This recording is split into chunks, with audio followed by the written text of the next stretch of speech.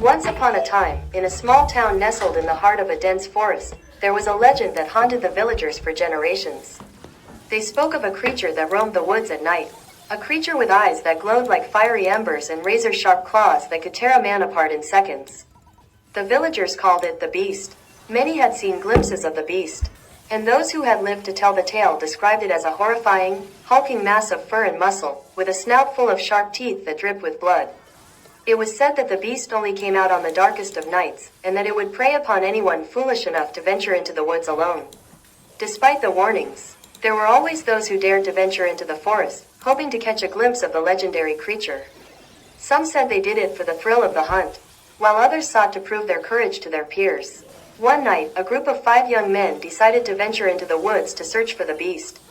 Armed with rifles and flashlights, they set out into the forest, confident in their abilities to handle whatever they might encounter. The men cried out in pain. They turned to see that he had been slashed across the chest by a set of sharp claws. The beast had appeared out of nowhere, and it was now upon them. The men opened fire, but their bullets seemed to have no effect on the creature. It charged at them with a ferocity that was impossible to comprehend, tearing into them with its claws and teeth.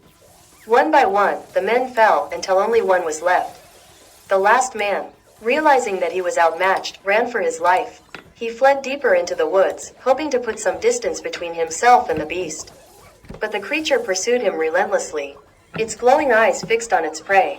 Hours later, the man stumbled out of the woods, bloody and bruised. He collapsed in front of the village, his last breaths leaving him as the villagers rushed to his aid. To this day, the legend of the beast lives on in the town, and no one dares to venture into the woods after dark. They say that the beast still roams the forest, hungry for fresh prey. And some say that on the darkest of nights, you can still hear its haunting howls echoing through the trees. In the early 1900s, there was a small, isolated village nestled in the mountains of Japan. The village was known for its beautiful cherry blossom trees and breathtaking views. But it was also known for a dark secret that had been kept hidden for generations. The villagers had long believed in the supernatural, and they told tales of yurei, malevolent spirits that roamed the forests and hills surrounding the village. They warned travelers to avoid the area at night, lest they fall prey to the yurei's wrath. Despite these warnings, a group of 6 young hikers decided to explore the mountain trails at night. Armed with flashlights and a sense of adventure, they set out into the darkness, eager to see the beauty of the cherry blossoms illuminated by the moon. As they walked deeper into the forest, the hikers began to hear strange noises all around them.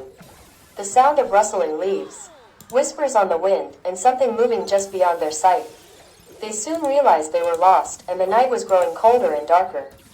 They huddled together for warmth and tried to make their way back to the village. Suddenly, one of the hikers screamed out in terror.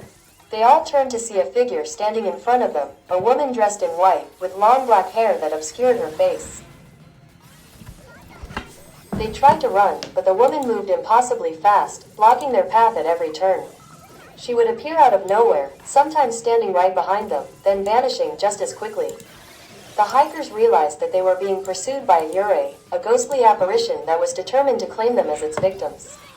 They tried to fight back, but their weapons had no effect on the supernatural entity. As the night wore on, the hikers became more and more exhausted.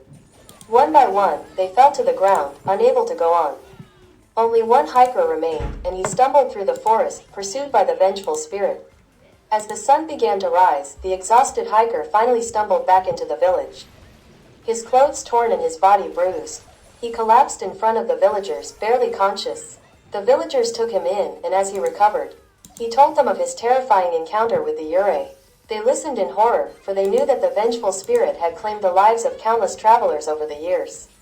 From that day on, the villagers warned outsiders to stay away from the mountains at night, lest they too fall prey to the yurei's wrath. And some say that on the darkest of nights, you can still hear her haunting whispers echoing through the hills, searching for her next victim. The small town of Millfield had always been known for its peaceful streets and friendly neighbors. But when a new family moved into the old mansion at the end of the street, things began to change. The family was reclusive, rarely seen outside their home, and at night, strange noises could be heard emanating from the mansion, eerie howls, scratching, and a sound like something heavy being dragged across the floor. One day, a group of curious teenagers decided to investigate. They snuck into the mansion, hoping to uncover the secrets hidden inside. As they explored the dark, cobwebbed rooms, they began to realize that something was very wrong. The air was thick with the scent of decay, and strange symbols were etched into the walls. Suddenly, they heard a loud crash from upstairs. One of the teenagers had knocked over a vase, and they all froze in fear as they heard footsteps approaching. The door creaked open, and a figure emerged from the darkness. It was a woman, but her face was twisted and contorted, her eyes glowing with an otherworldly light. The teens tried to flee, but the woman moved impossibly fast, blocking their escape at every turn. They soon realized that she was not human at all, but some kind of demon, and that they were trapped in the mansion with no way out. As the night wore on, the teenagers began to disappear.